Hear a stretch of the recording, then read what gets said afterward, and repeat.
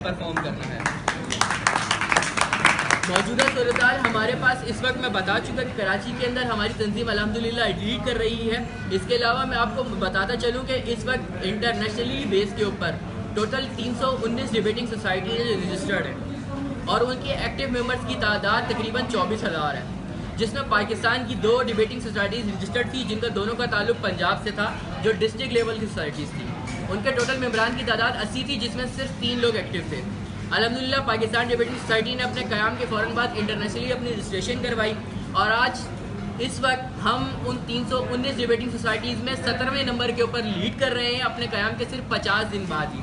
हमारे active member की तादाद 350 से ज़्यादा है, जबकि हमारे रेगुलर मेंबर्स की तादाद 7,500 से ज़्यादा है।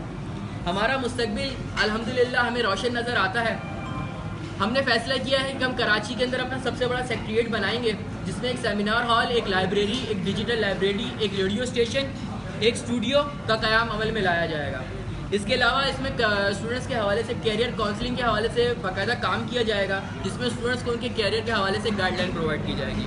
इसके अलावा इसमें स्टूडेंट हेल्प का क़याम अमल में लाया जाएगा, जिसमें मुस्तहिक स्टूडेंट्स को बाकायदा वजीफ़ा दिया जाएगा। पाकिस्तान डिबेटिंग सोसाइटी अपनी नौयत की वाहिद स्कॉलरशिप का इजरा कर रही है। वो तमाम स्टूडेंट्स जो मुख्तलिफ डिबेट्स कॉम्पिटिशन में पार्टिसिपेट करते हैं, इससे पहले उन्हें ट्रॉफीज़ और मेडल्स दिए जाते थे। अल्हम्दुलिल्लाह हम इस बात का ऐलान करते हुए फ़ख्र महसूस करते हैं कि हम पाकिस्तान में पहली दफ़ा तालीमी स्कॉलरशिप दे रहे हैं।